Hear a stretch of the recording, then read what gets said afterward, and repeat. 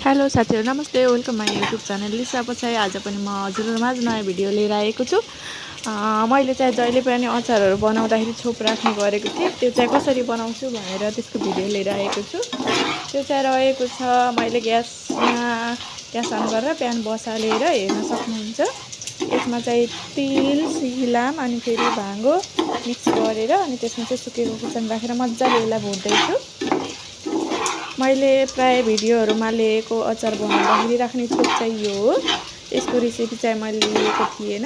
हजुरहरुलाई पनि यो भिडियो हेरेर सपोर्ट हुन सक्छ भनेर मैले भिडियो बनाउँदै छु। अनि यसलाई चाहिँ मज्जाले यति चीजहरु मिलाएर राखिसकेर अनि यसलाई चाहिँ मज्जाले भुटिसकेपछि चाहिँ यो ब्राउन हुन्छ। ब्राउन भइसकेपछि चाहिँ बल्ल यो पिस्नका लागि रेडी हुन्छ भन्ने थाहा हुन्छ। हजुरहरुले घरमा थोरै पिसेर छुट्टै डेली बनाउन भन्दा चाहिँ यस्तो गरेर स्टोर गरेर राख्यो भने चाहिँ हामीलाई छिट्टो र हतार भएको बेलामा अचार बनाउँदाखेरि चाहिँ एकदम राम्रो हुन्छ, सजिलो नै हुन्छ। अब यतिको भइसकेपछि चाहिँ मैले यो प्लेटमा चाहिँ यसलाई सेलाउनको लागि छोड्दिए। तातै पिस्दाखेरि यो एकदम डल्ला बन्छ, धुलो बन्दैन।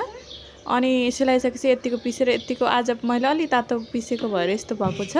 नत्र अझै धुलो राम्रो फर्र बन्छ। अनि मैले चाहिँ सधैँ स्टोर गर्ने डब्बामा यसलाई यो पिसेर भइसकेको छ। यसरी यही डब्बामा प्याक गरेर राख्छु अनि 10-15 दिनलाई चाहिँ मज्जाले हुन्छ। हजुरहरु पनि यस्तै गरेर बनाउन सक्नुहुन्छ। अनि बाँकी रहेको भाँडाको चाहिँ अचारमा खनाउँदै छु। आजलाई यति साथीहरु, बाइ बाइ।